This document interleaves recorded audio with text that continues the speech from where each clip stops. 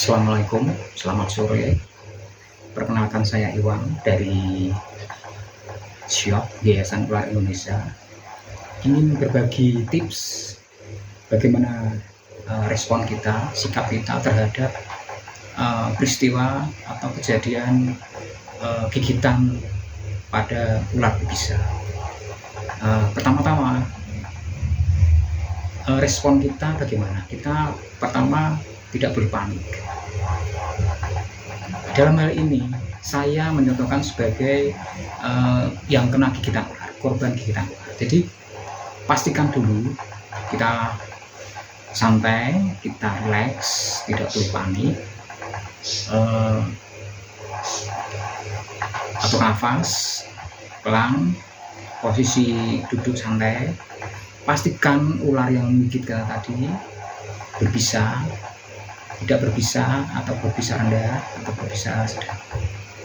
Terus ular itu sudah aman dari sekitar kita atau sudah pergi atau kita sudah amankan, kemudian kita lakukan tindakan-tindakan yang sudah dianjurkan oleh tim-tim kesehatan. Melakukan perlakuan terhadap luka gigitan ular, kita tidak boleh melakukan tindakan yang salah.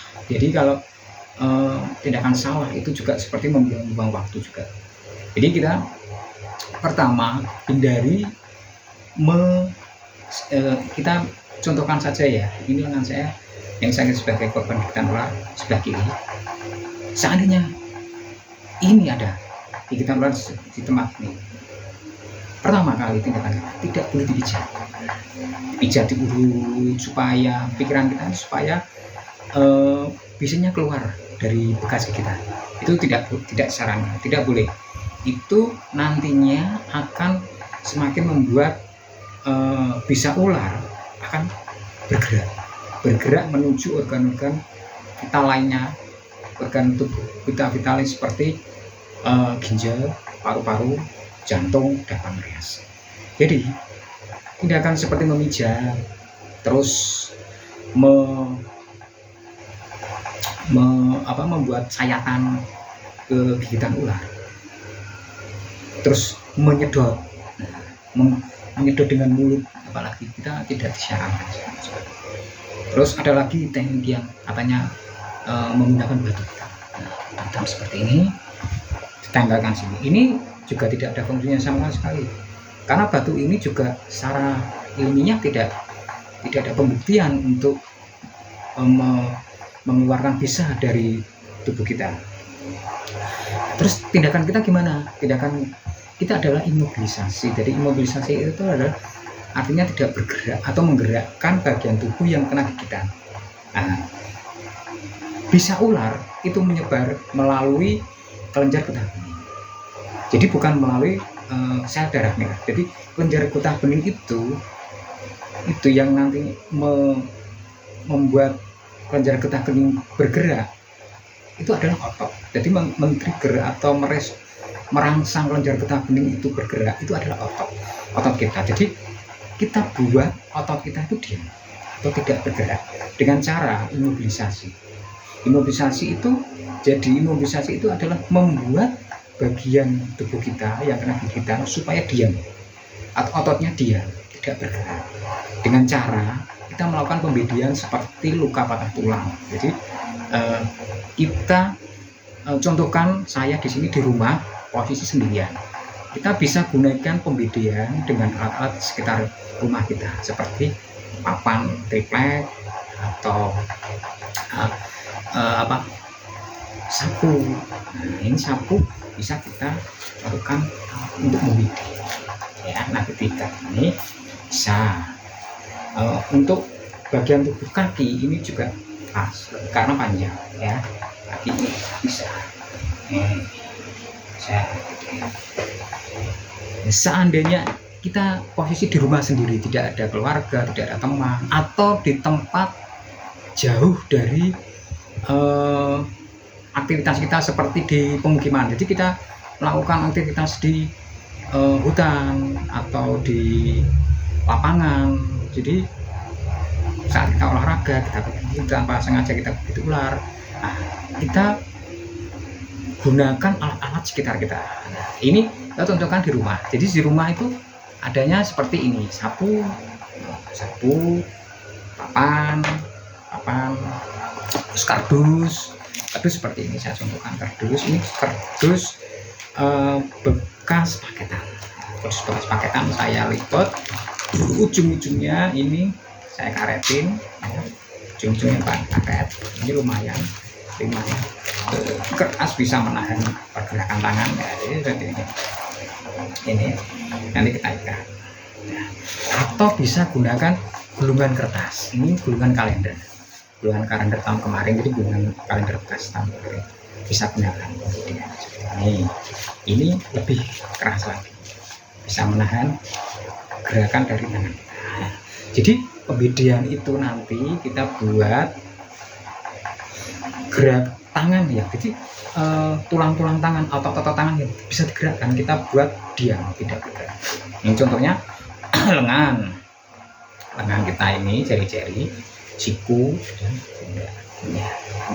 Kita buat diam. Jadi kita bisa buat pembedian ini dua. Ini kalender sama kardus. Nah, bisa. Seandainya ada teman, ada keluarga, kita bisa minta tolong diikat.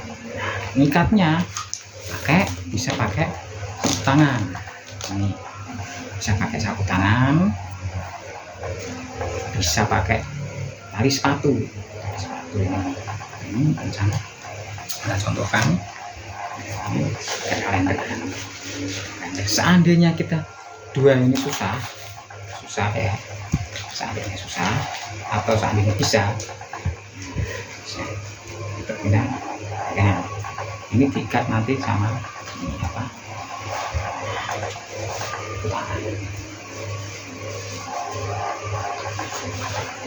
kita mengikatnya pakai tangan sapu dan dibantu oleh mulut. Bisa akan 2 kali.